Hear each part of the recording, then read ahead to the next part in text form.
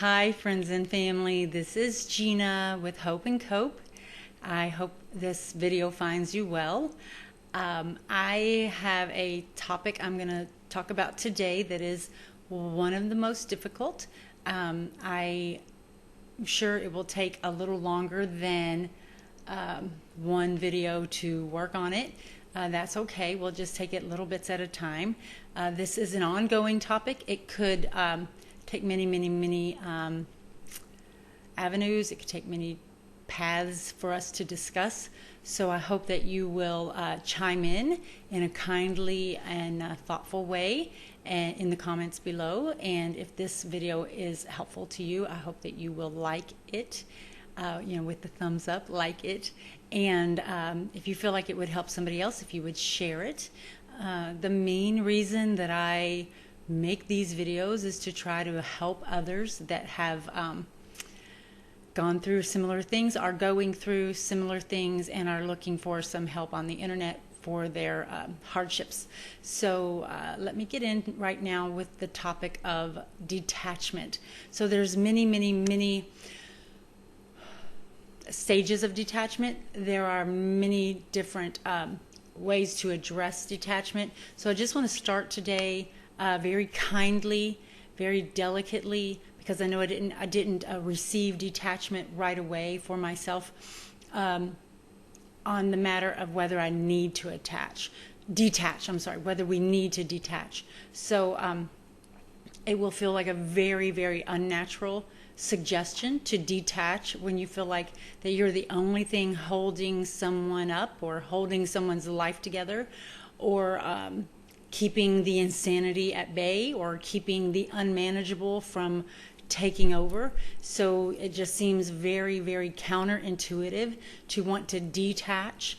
But I want to suggest just a couple things. One is we can detach with love.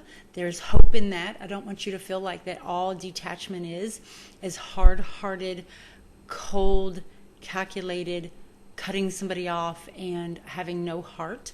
That's not what detachment with love is, and that's not the principle behind the idea, the Al-Anon concept. It may have existed before the Al-Anon concept. I'm sure it did. But the detachment with love concept. So let's talk about just a very few. There's probably hundreds of ways to tell if you need to detach. So one of the ways you can know if you might need to detach is if you don't really know where the alcoholic ends and where you begin, or vice versa. If your mood is directly connected to whether things are well with that alcoholic or the alcoholics in your life. All of these are kind of telltale signs if you might need to begin a slow but methodical, moving forward, consistent. It'll be a step forward, 3 steps back, a step forward, 3 steps back. At least it was for me. So be very kind and gracious to yourself, but a process of detachment. So another couple ways. So what do we say? You don't know where you begin and where the alcoholic ends. Your moods are attached. So like if things are not well for them, then things are not well for you. Even if really things are okay in your life, your bills are paid, your job is good, your household is well put together, but you're in a crazy, insane state of mind because their life is. And you might be saying, well, Gina, how could it be any different if this person I love with all my heart, their life is unmanageable? How can it be any different for me? I understand. Try to just bear with me and listen as I talk. Don't try to maybe understand the whole thing with one, just, turn around on a dime. That would be very difficult. I mean, if right now you're just being like, yes, I get it, I fully embrace it, then that's amazing, and this is just the right time for you. For most of us, it's a difficult concept to embrace, and it doesn't come easily, and our spirit fights it. We know it doesn't make any sense, and we don't want to receive it. I'm just asking you to just put a little crack, just a little crack in the mind window or in the mind door, so you can just let a little bit of this thought come in, and you would entertain it even ever so slightly and see if this might apply to you. So if you will, give up your own well-being and risk your own well-being for trying to rescue that other person. So let's say, like, you're willing to risk your job because something's going insane with that alcoholic. So then that would just add to the problem, right? If you lost your stability, then how could you be helpful to them? But in the moment, you can't see that. You're willing to just throw it all willy-nilly aside, and come what may, you'll worry about that later. If you're that entangled, then maybe you need a little step toward detachment, not being able to keep your priorities focused and kind of keep reality in check. Let's see, another couple things would be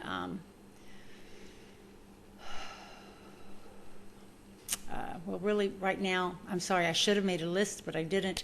Right now, maybe a couple of them aren't coming to me. Maybe I just need to be done. That's enough for you today. That was enough for us to just open the door and kind of shine some light on where we might be, and that's okay, because we're not here to heap any unbearable revelation or any unacceptable goals. So let's just proceed from there and say, the other thing would be,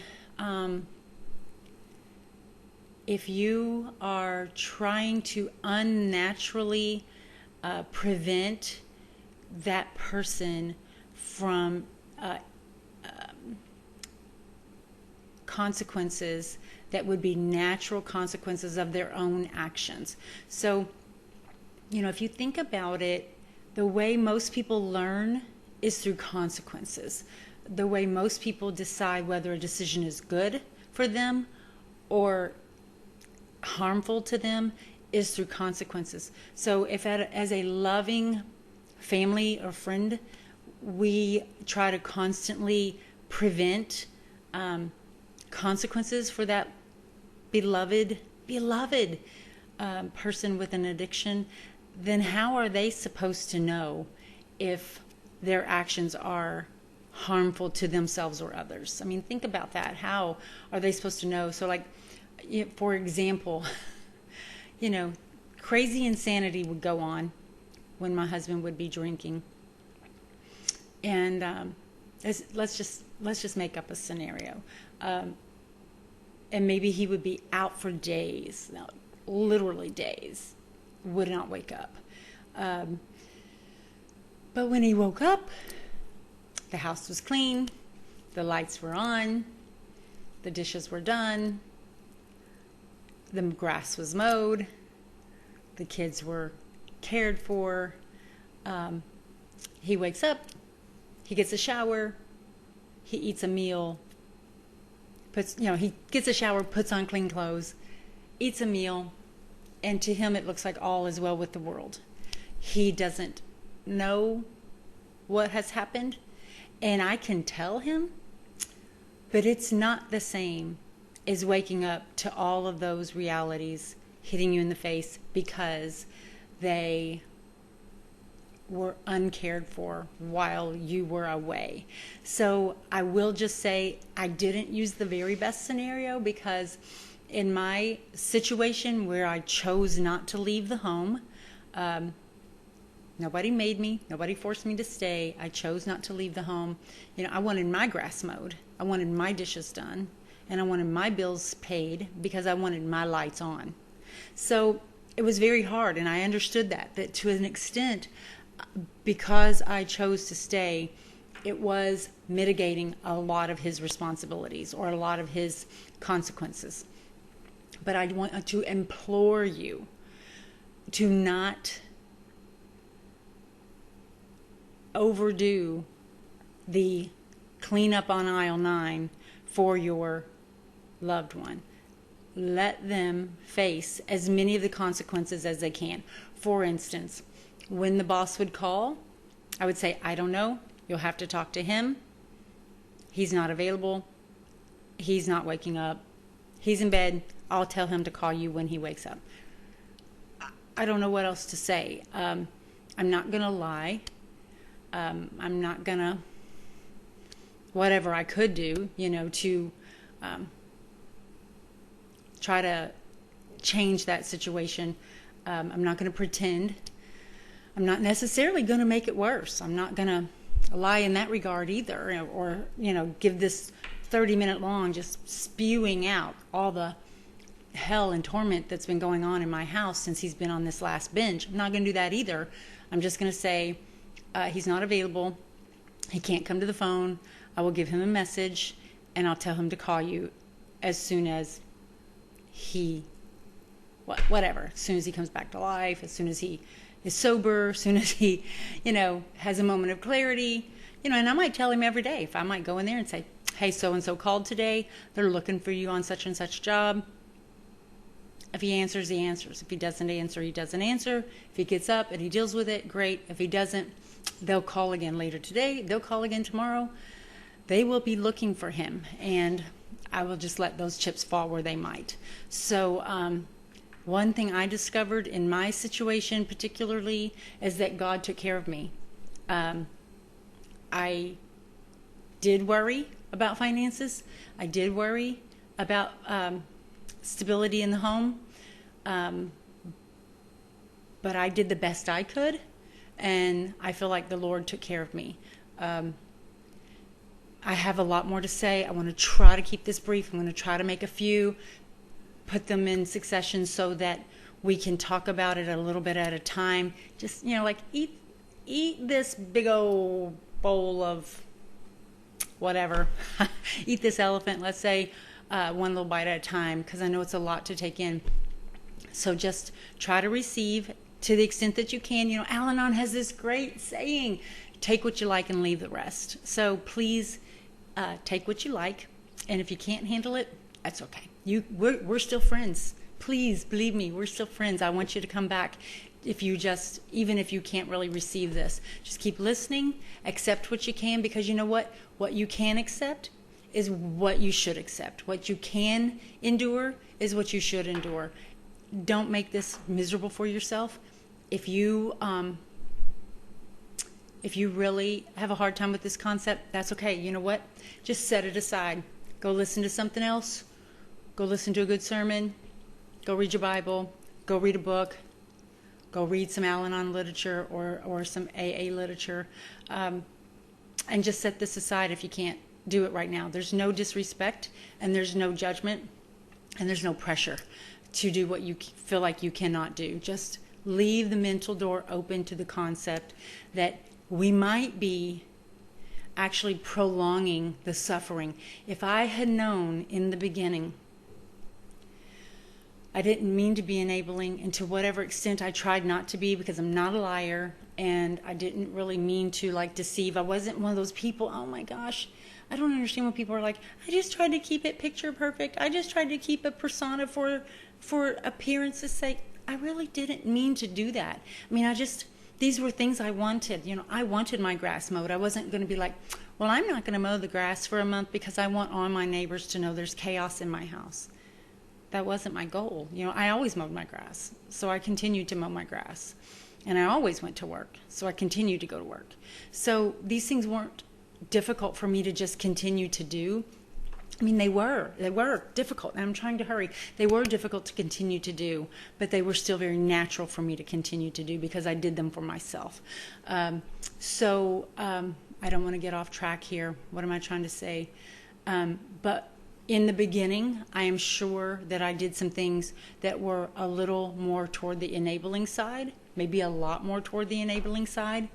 And I just want to say that if I knew then that the kindness that I was intending was actually probably prolonging the suffering, if the consequences, his own natural, not me, not artificial consequences, not me fabricating some kind of catastrophe for him because of resentment or revenge, but if just his own natural consequences had come to him sooner, then it's possible that he would have sought recovery, genuine recovery, sooner, and maybe there would have been a better chance of genuine recovery after just 6 months or 12 months of addiction.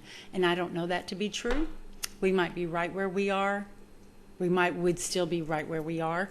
And I have, this girl has laid to rest those what ifs and those should haves about my past, things I can't change.